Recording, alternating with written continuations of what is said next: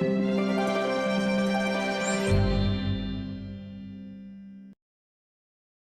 would be remiss if I wouldn't introduce Leo. Leo, who's here to help us manage your questions. I'm really excited. We have more questions than time, I'm afraid. So let's just keep doing as much as we can. Maybe you come back next year to address those questions. Just kidding. But Leo is one of the founders and an active worker in many different areas of the Spiritist Society of Baltimore in Maryland. He has conducted and helped with many different types of works, including study groups, mediumship meetings, and public talks. Thank you, Leo, for being here. You got the mic. Thank you. Hello, everyone, and good morning. I would like to say that this was an interesting moment of my life, reading several of these questions. No, we will not wait until next year. What we would like to propose is that for the questions that will not be answered today, we will have a space, dedicated space in the United States Spirit Federation page, as well as the Spiritist Symposium page, where you'll be able to see the answers for your questions. So a lot of homework for us, because there are a lot of questions, not only for these two speakers, but also the speakers that will come in later on today. So what I would like to do is to combine some of these questions so that we can be as effective as possible with our time. And the first one that I would like to start with is that here in Portland, Oregon, it's legal to terminate life with euthanasia. How Spiritism sees it, what are the patient's doctor's responsibility? But please, hold your thoughts. So I'd like to combine this in terms of how can we help someone thinking about suicide. Sometimes we think as a dichotomy, but it's really the cessation of life. So I would like to ask you, ladies, please, the best of your ability, to combine an answer for these two questions. So we have euthanasia and then suicide in terms of health. And how does Spiritism see it? Mm-hmm. So I will address the second topic. As Anhay has mentioned, the more we learn about the reality of the spirit, the less we will find reason to give up on life, because you cannot give up on life. Life will continue whether with this body, this garment, or not. But one thing that I would like to perhaps to call the attention of all of you is it is not easy to recognize people that may be having suicidal thoughts. And looks can be deceiving. And I think that we should pay attention really when we are talking to people. There is this idea of being mindful of everything that we are doing. And one of the things is when we are talking to people, when we are talking to our friends, to feel their souls. Because sometimes, I mean, just let's think about Robin Williams, for instance. A very chatty, outgoing person in the public that would exhale happiness, and at the end of the day, he couldn't bear with the pains of the soul. So it's not just because the person is down or talking about it, that about contemplating suicide, that this can be an issue. Let's pay attention to those that are always smiling, always saying that everything is good, but deep down, they are not that well.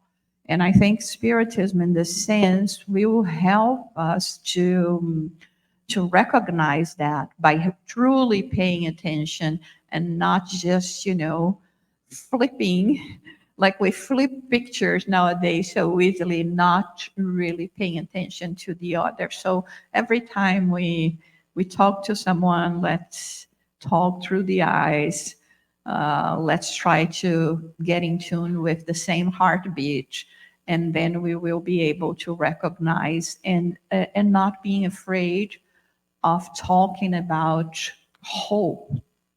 And without realizing in a conversation with friends, we may bring so many topics that can put us down, and that could be the turning point for someone to get into this idea of giving up, of not seeing light and everything that we learn. And when we think about, the coming of Jesus to us, from our perspective today, how bad it was to live 2,000 years ago. How barbarians were here. But then come this light that believes in us, that tells us about the possibilities that we have. And so this is what we have to do, not, being the light ourselves because we are too small, but at least to be the messengers of this light and bring messages of hope so that we can go through whatever life is throwing to us with peace and more enthusiasm in terms of life and living. Yes, I just wanted to add in suicide that from psychiatric point of view, the research show that if you develop your spirituality, the rates of suicide attempts and go really down. Spirituality and also people's religions, if they give a container, the community that can help, but especially spirituality, the rates go really down. So I think this is all very important, that these days of crisis, where after the pandemic, a lot of traumas going on, that we can talk about this, especially this September, this month, as Marcia was saying, the importance of diagnosing the diagnostic, if the person has depression or this and that, but also what we are doing here today. It's very, very important. And about euthanasia, right? So from this spiritual and psychological point of view, there is actually not a way to justify it, okay? Because this would be okay from the materialistic point of view if we are just paying attention to the body and that we don't want our loved ones to suffer, and they are suffering pains probably, and okay, there is no reason to go on and this and that. But that's the materialistic point of view. From the spiritual and the psychological, but then we are talking about death psychology.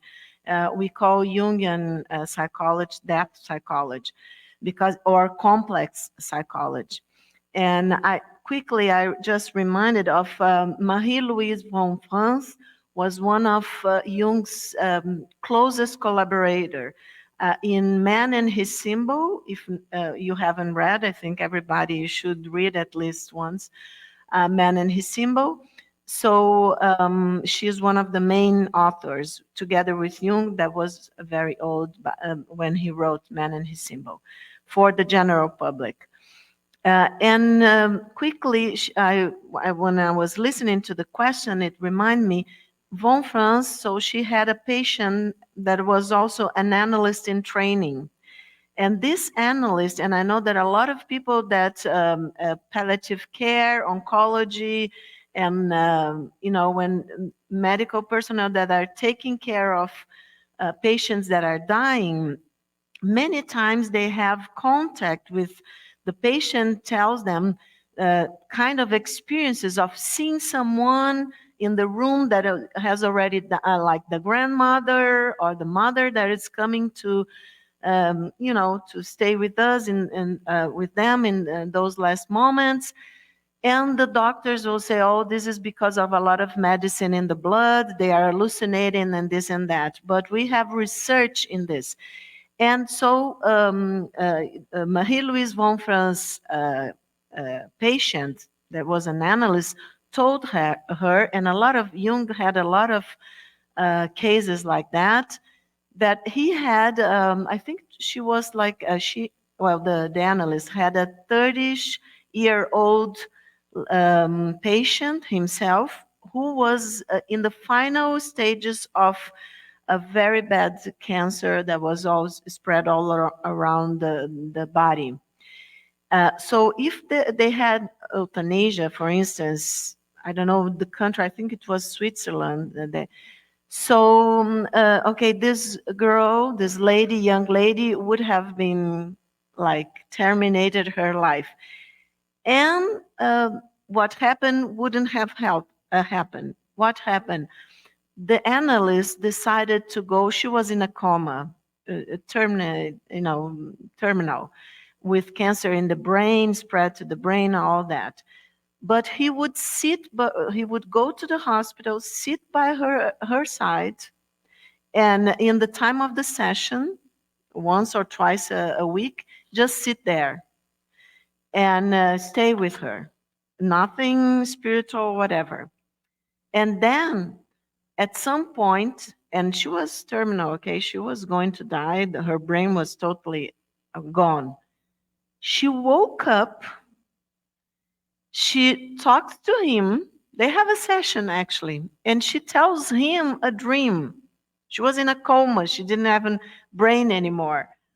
And she talks to him about a dream that she had, that she was going to go traveling quite soon, that she had left the hospital, this and that.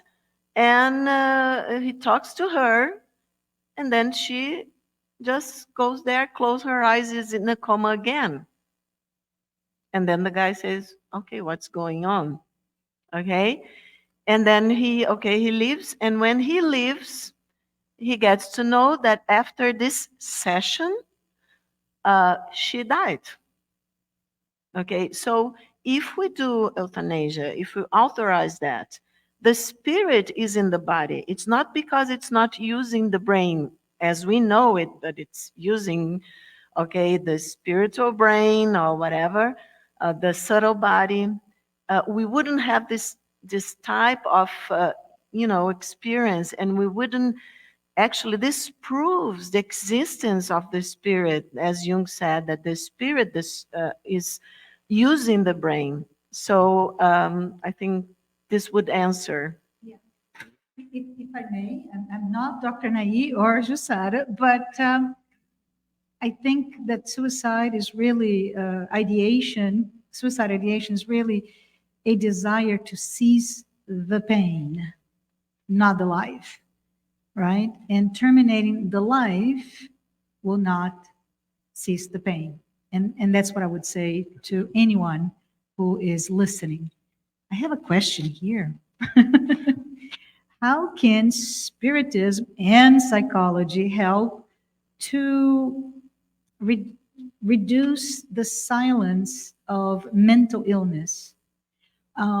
Those who are lonely, those who lack a sense of belonging, of connection in practical ways. How can we do that? Any thoughts? Spirited. The lack of awareness to mental illness and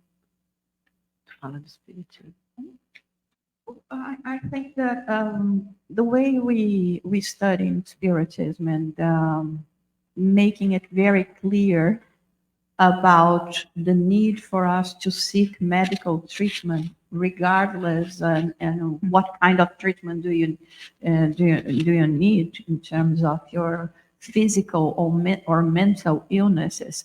I think one of the most important things that we will find in the Spiritism is to remove the prejudice that many people may have in relation to mental illnesses. Because not long ago, few decades ago, people would hide their conditions on the fear of being labeled and with that, perhaps compromising their life in society. Nowadays, I think we are living a phase that it's quite the opposite. It's like, what kind of medicine are you taking? What is your diagnosis? And when I think about, this that we just talked about, the euthanasia, it can be a reflex of the process of anxiety that we all are going through. I'm so anxious that I don't want to wait for death. I will do it and set the day myself. So I think in this sense, Spiritism makes it very clear about the traumas that we bring, not only from this life, but from previous lives, and the conditions that the spirit are bringing to each new incarnation. So in this sense, when it addresses with this deafness, everything that us now in this incarnation may be facing, it is going to promote even more, the inner search, but also to realize when I will need help to decodify all of that. And sorry to say, but I mean, if it's not in the Spiritist Center that we are going to find that. In the Spiritist Center, we are going to be understanding us and understanding us as an immortal spirit. But when it comes to this process of diving deeply into us, into ourselves, and being able to deal with that, we need professionals, and we need to realize when we need this, community, a community of people, that can guide us in this way. So I think that in this sense, is in terms of spiritual beliefs and concept, Spiritism is way ahead, because it takes you to pay attention to yourself as a spirit and bringing all those experiences and not trying to muffle them back in your heads, but to bring them forward, to deal with things, to solve things, and to, of course, shine more after you are able of dealing with them. Well, and from the psychological and psychiatric point of view, of course, we have our body, we have our neurons, we have our neurotransmitters and all of that. So we need, and it's very nice that Jussara said, and we know the Spiritists bring all this reality of, okay, we are in a body, we have to take care of our bodies. So of course we have to go to the medical doctor, we have to go to the psychiatrist to have an evaluation of what our symptoms are, yes, and maybe have some medicine, okay. So this part, I think we all, everybody agrees with that. And but then we have the pains of the soul that we have. We have the teachings of beautiful souls, as Joana de Angelis, Chico Xavier, Emmanuel, and all the guys, in different parts of the world, actually, because we have a beautiful knowledge in other cultures too. So we have to work through our pains of our souls. And I think that there is something very important about mental illnesses that we haven't talked about, that the medical doctors call the placebo effect. I think all of you know the placebo. So they joke to this day, oh, they are having, for research purposes, for instance, they have a pill that it's made of sugar, let's say, and you take the pill and you get better. You heal yourselves many times, and you get better. Oh, ha, ha, ha. They smile many times and they say, well, this is because the person is imagining things and that, but okay, but the fact is that the effect is there, that the person got better or sometimes even healed himself, herself. So what is the placebo effect? What is the placebo? Is our mind, our thoughts, our emotions connected to our wanting to get better. And as a psychiatrist, not only an analyst, as a psychiatrist and an analyst, I can tell you that in analysis and psychotherapy, of all the different lines of work, Freud and Jung, what we try to do is to connect to the healthy part of the client, as you say in the United States, the healthy part of the person. Because, why? Because the healthy part of the person is the one that is going to heal the person. It's not the doctor who's going. Even I have a lot of experience, for instance, with, I don't do that anymore because I work as an analyst, but with medicine, for instance. But even my teachers in medical school, my professors would say, well, always when you prescribe a medication, you are giving the medication, but with yourself. The doctor and the patient relationship. What is that? It's faith. The client, the patient has faith in the doctor, in the treatment. He believes that he is going to be healed, and then he's healed many, many times. But if he doesn't believe, and if the doctor, let's say, doesn't make this connection, probably you can give him all the drugs in, I won't do a marketing of pharmacies, but all the drugs in one pharmacy, and the patient will not get, you can give all the antidepressants, for instance, and the person will not get better. So we have to believe in ourselves. We have to not be prejudicial against mental disease. We have to study. We have to develop our spirituality. That's the way. We have 5 minutes. So I would like to do the same thing. I would like to combine a question that we received from the web and that goes hand in hand with another one that we received here. So I'll start with Luis Vilaca. He asks, how should us as spiritists comprehend and accept our pain with evolving dementia and Alzheimer's symptoms on close family members? So on this question, dementia and Alzheimer's, right? And then the question that we received from the audience is, how should we handle mental diseases, depression, anxiety in the family? The family member lives in a different city, and we have difficulties to communicate often. We have tried psychologists, but the member stops going. So we have, once more, dementia, Alzheimer's, and obviously depression and anxiety in the family circle. The first question, can you? Sure. How should us as spiritists comprehend and accept our pain with evolving dementia and Alzheimer's symptoms on close family members? Okay, well, I have a mother that has Alzheimer. And we had an event in Assisi, and Jussara and Marcia were there. And I told everybody that I was watching my mother's rebirth, okay?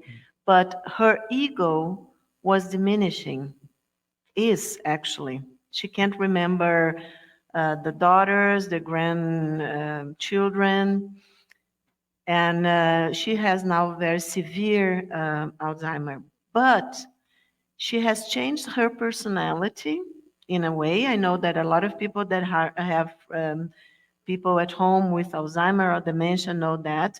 Sometimes the change is for worse. Well, they have to have medication. But in the case of my mother, was for the best.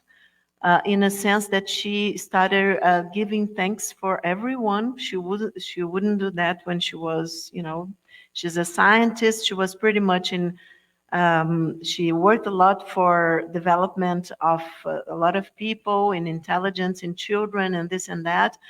But she was caught she had a knowledge of that once. She told me when she grew older. She was caught in her ego. And this, I'm quite sure, gave her some suffering for her soul.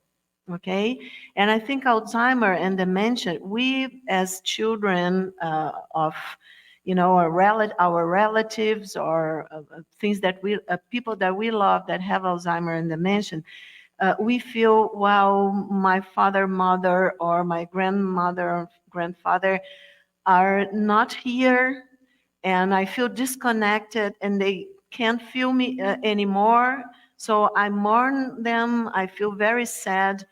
We should actually, don't cancel me, but we should be glad for them because their egos are diminishing and the soul is expanding and it's freeing itself from this life. That it's what this life or this personality, let's say, because life goes on. Spiritist tells us. So this is very important. I'm actually, of course, my ego suffers for. I'm not saying that I don't cry sometimes, that I don't miss my mom. This is my ego talking. But my higher self, my soul, is happy for her because I'm very grateful to the mentors, to the spiritual guides, because I know they are there helping her to in her rebirth for spirituality and the spiritual dimension. So we are in this paradox, caught in this paradox. And the next question about mental disease, people with mental disease in our homes, right? Correct. Depression and Depression and anxiety. anxiety. That also gave me a hard time, people, because as a psychiatrist and an analyst, we have this, drive to heal everyone, to make everyone happy. I don't know if you read Pollyanna when you were young. I did, and I was the joke in my mind. And somebody told me, oh, this is silly. The girl is always trying to see the best. And then I heard from a great spiritist friend, it's very hard to be positive. And I said, yes, it's very hard, but we struggle to be like Pollyanna. But in a sense, so going back to the question, if you have people that suffer, and sometimes we are responsible for them because we have children and we have to watch them, that all this problem with teenagers, for instance, in this world of ours with crisis after pandemic, stuck in the computers, in video games and stuff like that, sometimes violent ones. And we want to take them to a psychologist, to do psychotherapy, and we can't because they are not children anymore. So 40 seconds. So what I can tell you, acceptance. We struggle, we can give the best advice, we can give them books, we can talk to them, but you have to accept that people, each one of us, are in their own, in his, her own path to evolution, to spiritual evolution. Even sometimes we are not going to be able to reach them. We would like that, but we won't be able to. So accept that everyone has his, her own path of evolution. Don't don't put in yourself the burden of other people's, even, I know this is hard because I also have children, even if it's your own children, you are not responsible. You do the best you can. The responsibility is of the spirit. The struggle, the strength has to come from within. Do the best we can to advise, to send links, to talk, especially if it's teenager, the person in the family, but accept that we all have limits and that we have to respect other people's evolution. Dr. Fonseca, well, we would like to thank all of you, Dr. Fonseca, Jussara, and Marcia, for this moment, and the audience as well for asking these beautiful questions. I would like to also give thanks to those in the audience and online as well, from Atlanta, Georgia, Houston, Texas, Columbus, Ohio, Paris, France, and Brazil at large, following us as well, asking questions. And just a reminder once more, the questions that were not answered, it will be answered online just follow us, and you can ask me more information on how to get to the websites as well. So thank you, ladies. Thank you.